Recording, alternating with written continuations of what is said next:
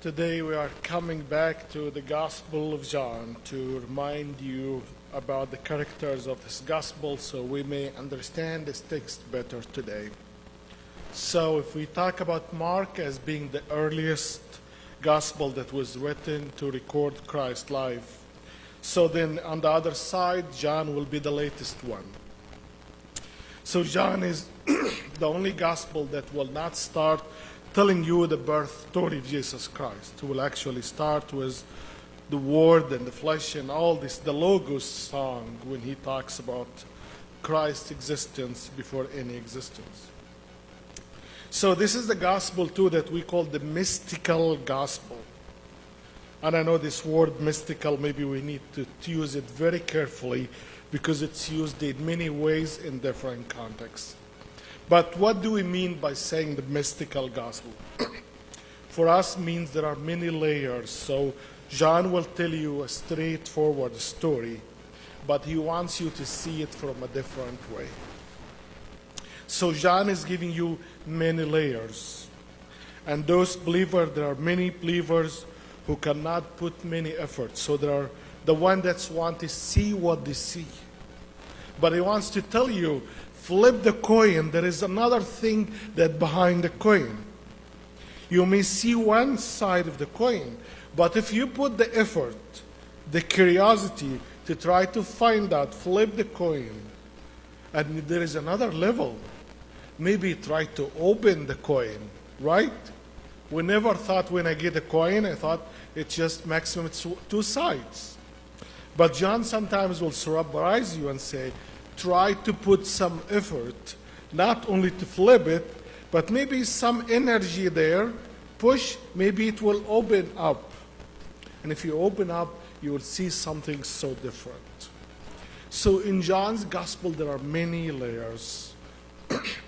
And that's why one of the figures in the old church, especially in the medieval Europe, if you travel all over Europe and see all these beautiful cathedrals, you will see that the Gospels, each Gospel have an image, a figure.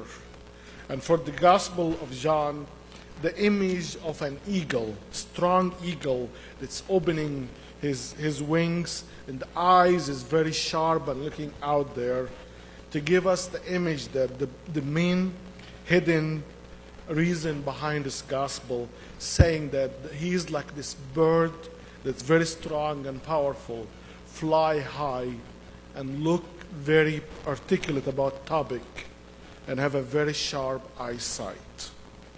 So all the other Gospels is more like somebody is walking next to you, but this Gospel is seeing things from above.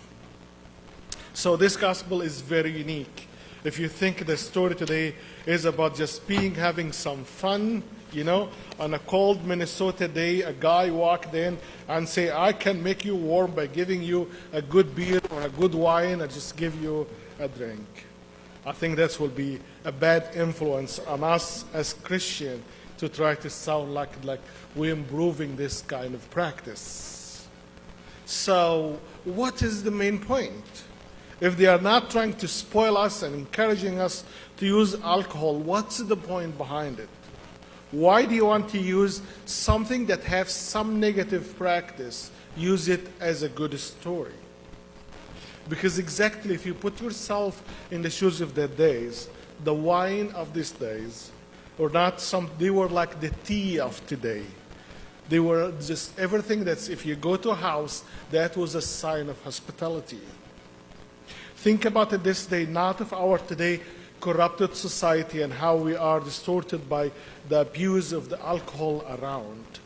But that was actually in these days, and that goes even until the medieval time. If you read about the reason of using of some of the alcohol products, and the most famous one was the beer, that was actually because for this community it was the only liquid product that you can have that's not contaminated. That was actually the only one that has, because of the fermentation and what happens, that considered a healthy drink. Because even a water may kill you. Even all this, you can imagine about how much pollution and poison and viruses in these old days. So at this time, that was actually considered giving you a healthy drink. Again, I'm not here to justify that or make it sound, because that's a very difficult topic. But that's actually, we cannot lie about the context of how it's been seen at the moment. We're talking about 2,000 years. So this is just to justify that Christianity is not promoting the use of the alcohol. Just let's be clear about that, very clear. But we cannot run away from the story. We cannot just try to say it's not there. It is there. And that's one of the things, just to know that that was the way to celebrate life and give people a good drink that's not available. This was available for rich people on daily basis. But this special drink that's considered a healthy drink was offered to the regular people on good occasions, festivals, weddings, big gathering. So this is kind of like, that's a celebration of giving this wine to these people, to these poor people. So the story today goes in many levels. This is a story, if you remember last week, we talked about the baptism of Christ. And really last week, I did not put the focus on the baptism itself, and on the Baptist and Christ, if you remember. But really, I put the focus on the parents, those people who raised them. So people who are behind the scene, these people that just made the product, that sometimes we see a product of a good child or a good human being, and we forgot the product that we are celebrating today did not just happen once a day. It did not happen because everything was good and easy. But there are wonderful people behind it. Sometimes two parents, sometimes a single parent, sometimes a widow or a left mother or a father. But they do not leave this powerless child. They believed in this child and tried to do very things. We all like to celebrate what we see, but we forgot who worked very hard behind the scene. We forgot the tears of a lonely woman who did everything, who worked very hard to support this little child, to grow up, to be fed, to be taught, to be a human being who can stand up one day and be successful in whatever career they will be. And today, as we look at that, I want you to forget about Christ, the divine. Christ is God. Because I think Christ will not be hurt from that. I want you today to focus on a story between a mother and a son. And we do not know that Joseph is not in the picture. But we know in this story that we know that's on this third day, because in the old days, they used to celebrate for many days. If you are richer, you celebrate for 40 nights, The 40 nights, you feed people, you do everything before the wedding happens. And if your budget is tight, you go down to at least a few days. So if you are poor, maybe you get 3 days. Middle class, maybe you have like 7 days of celebrating.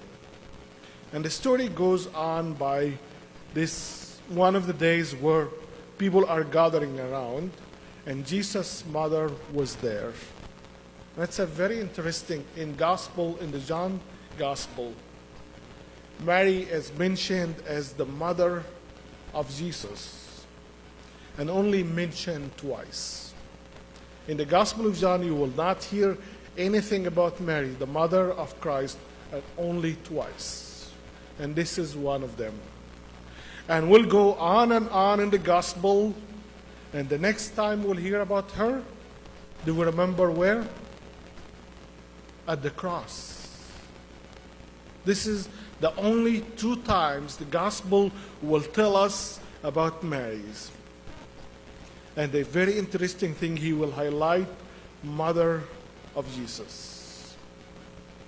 So this is really the big point, that he wants to show us the relationship between the mother and Jesus.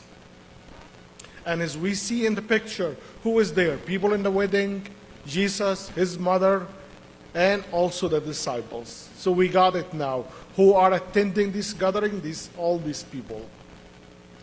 And then we know that some problem happened. It's a gathering, everything looks good, and suddenly we are running out of wine. Here is a problem. What are we going to do with that? And then she looked at her son. We do not know what tone she used to talk to him. Was she like a very strict mother, sound like very bossy, telling her son what to do? Or she was a funny lady, maybe looked with a smile on her son and saying, I know you are smart, maybe you can do something about that. It depends on how you want to see it and hear it. The text is not telling us, there is no emoji there, right?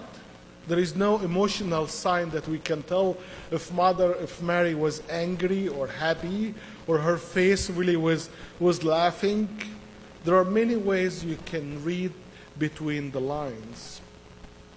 When Jesus' mother said to him, they have no more wine, what kind of tone you want to put into that? And then Christ will answer and say, woman, why do you involve me? I do not know also Christ as a human. If I see him as a perfect human, I expect him to behave as a perfect young man. But Jesus replied in a different ways when he said, my hours has not yet to come. And Christ is talking about the focus. I'm here because there is a moment where I'm going to face the cross.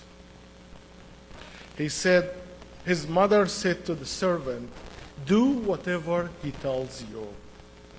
As she believed that I know my child more than anybody else.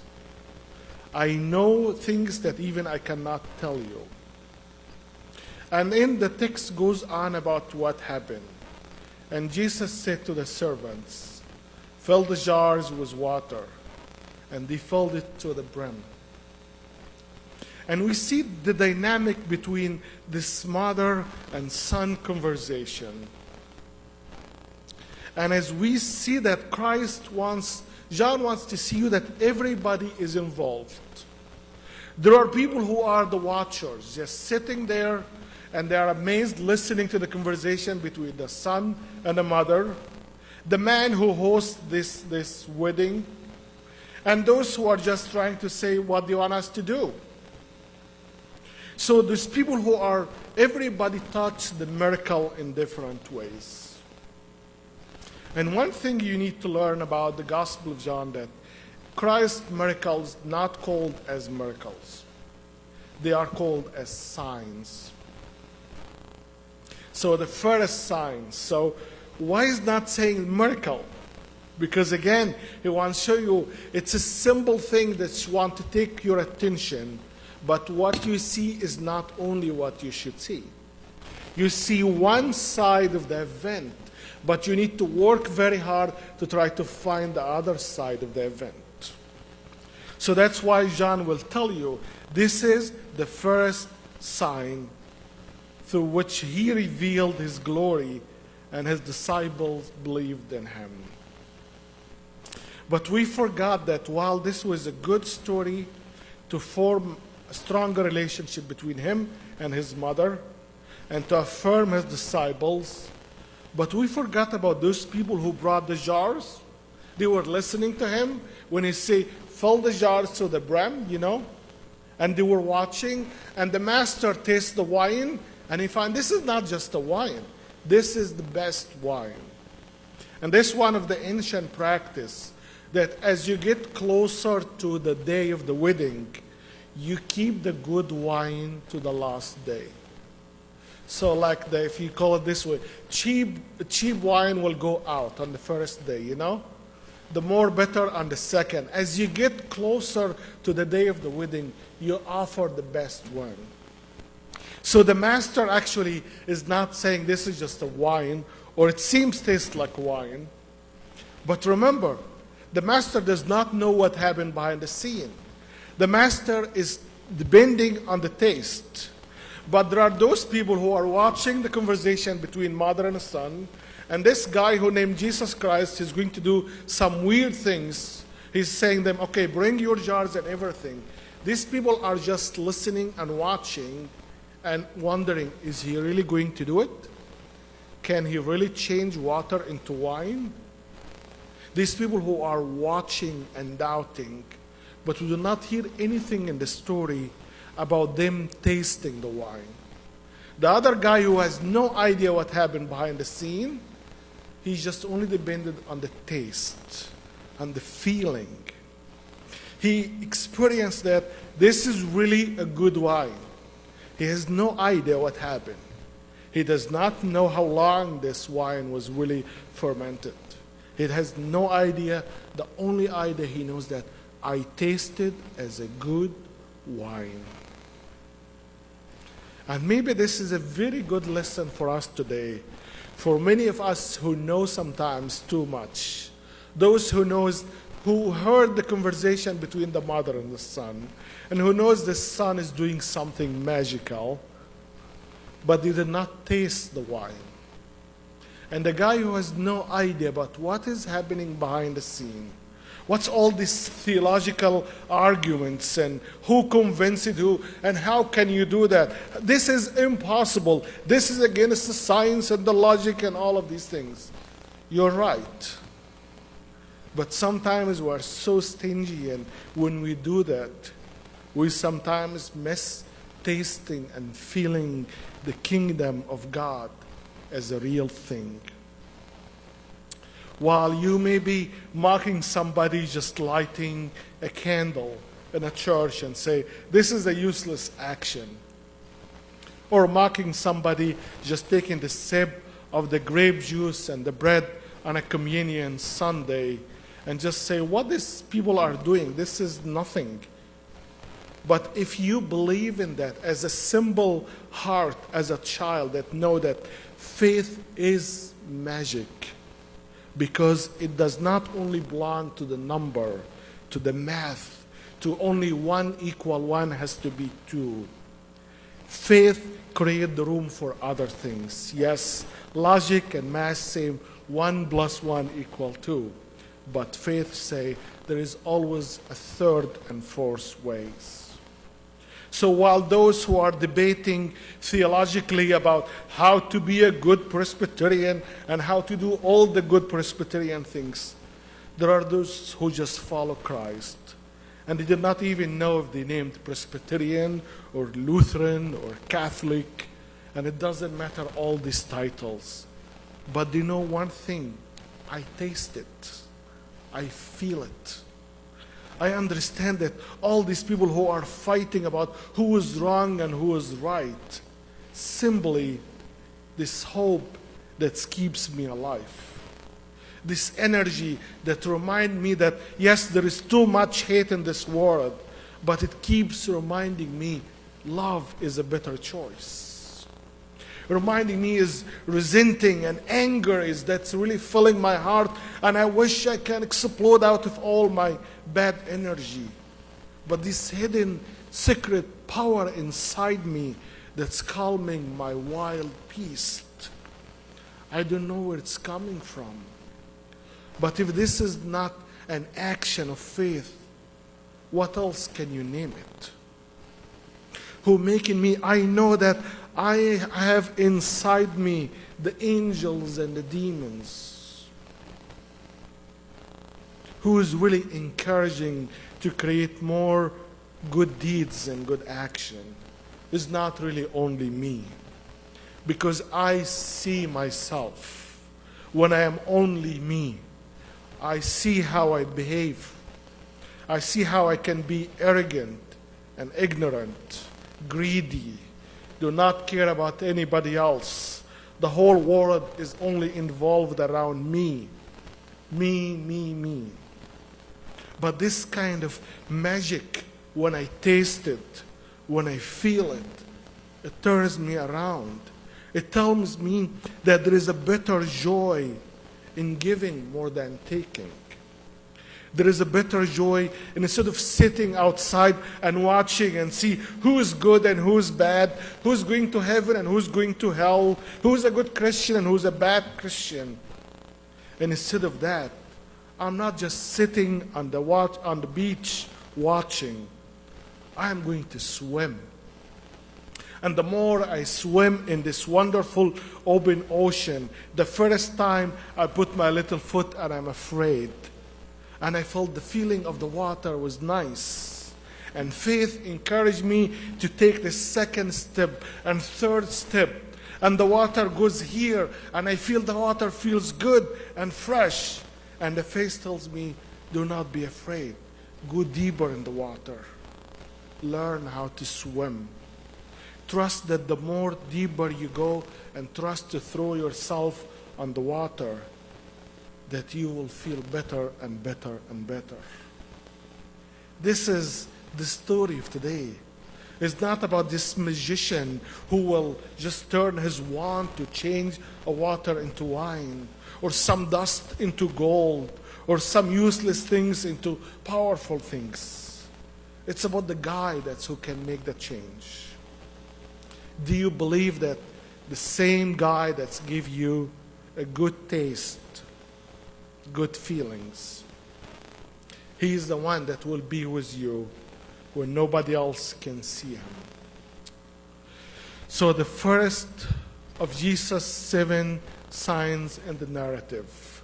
This is the first miracle. This is the seal that John is saying he is the guy. He is the guy that was born and raised by this woman. This is his mother, who watched him grow up as a child. But now he is the man. He is the servant. And here is the first sign.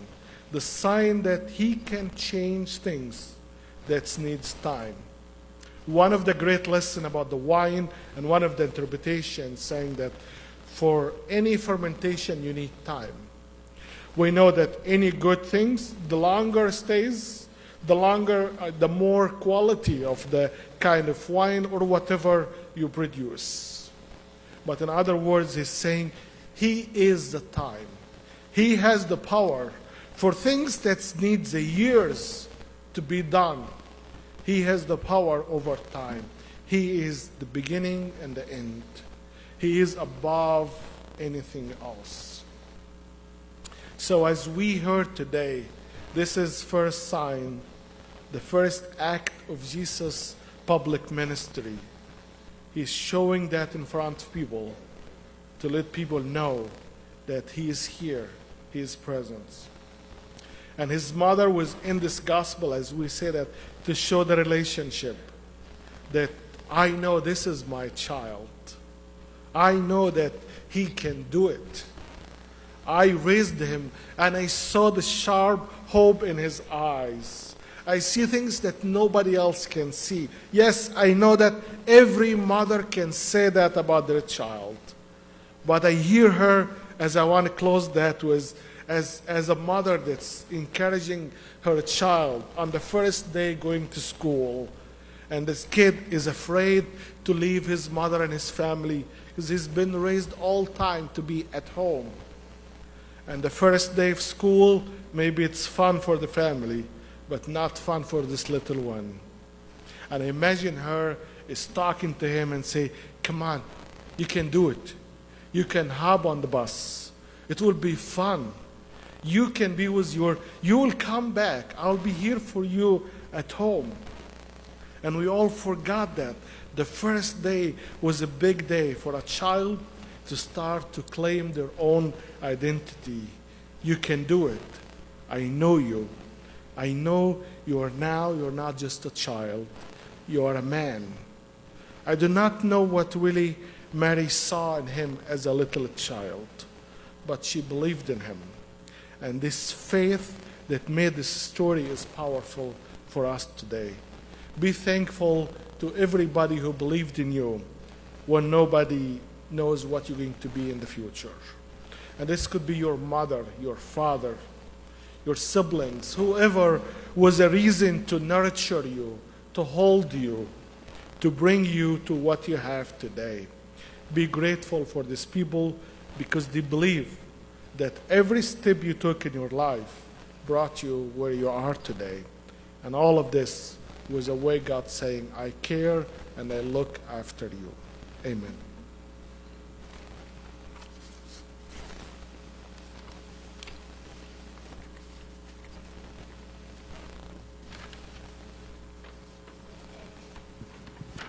If anyone has any joys,